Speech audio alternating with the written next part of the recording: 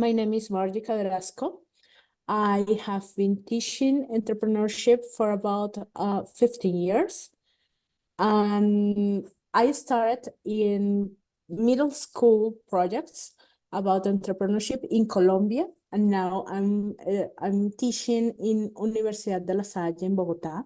So I met Inge through the program apps.co. And then when I saw that she developed this game, this serious game, is something that I needed and I wanted to apply in my classes. I took the program that Inge gave us to explain the dynamic of the game, and then I applied it in my courses. I give 2 courses from first semester to the last one. So I had different groups in about a year. And I can say Playground for Entrepreneurs is it offers some valuable insights of impact for developing entrepreneurial skills from this observation, because the beginning was something more experiential, if one can say. This was so aligned with my objectives to give benefits for entrepreneurs. Maybe many of them doesn't even want to be really entrepreneurs at some point in their lives, but I wanted to develop certain skills. I found this game can improve collaboration and teamwork at some point, and is naturally encourage participants from the beginning. I think one can take a shoot of the students first before the game, and a picture after the game, and that encourage the collaboration. It's a safe zone for them to talk, to express some kind of difficulties or goals in their projects. Increases the openness and creativity because they're talking, they're interacting, and it doesn't matter if they are on place or if they are online, because I did it in the 2 experiences. I made the game online too, and the experience, if you carry out in a proper way, if you tell them this game is about this, you can obtain excellent results even online or in the classroom. Now, improves problem solving skills because they have another points of view, and they can resolve the situations that could engage their project. Develop resilience and adaptability, communication skills, and it's of course a real world application. So I think the benefits are still too much, and we are going to go deeper in this game and maybe in research about the benefits before and after. But the serious games open big possibilities for teaching entrepreneurship, and thank you, Inge, for the invitation. Can you mention an example of one of the insights that your students came to through the Playground for Entrepreneurs?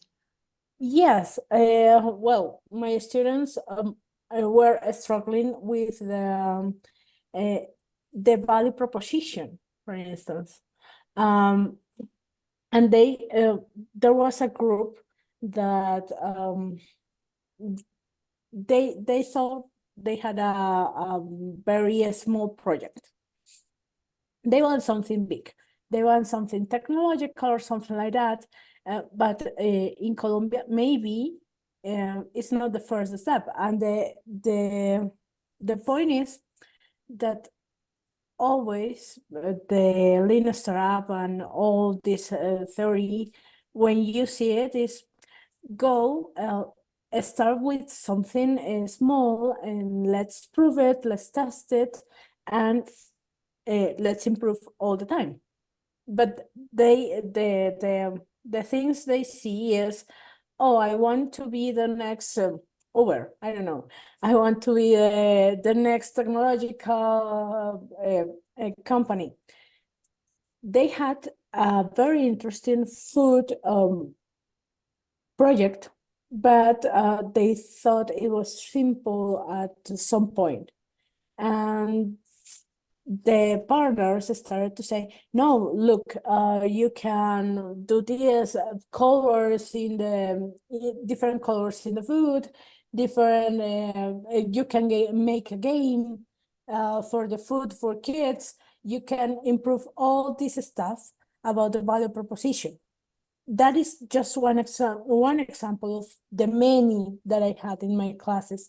So this open situation where you are hearing your partners, even if they are not in the same project, is very important because they give you ideas. They are your primary, maybe customers, but your primary partners, the first group that listens to you. So this is really a good example. And I work this with the students that haven't seen these entrepreneurship things before, or if they saw it, was in the middle school. It was good to introduce these kind of concepts. Great. How would you say your results or your process was different than like a more traditional lean startup type of approach? Well, if you ask me to measure it, or if the audience think, okay, how do you measure that? I don't have measure yet, but I can say if I observe the progress of my students, I can say they are more open-minded, if one can say. That is one of the results, is more qualitative.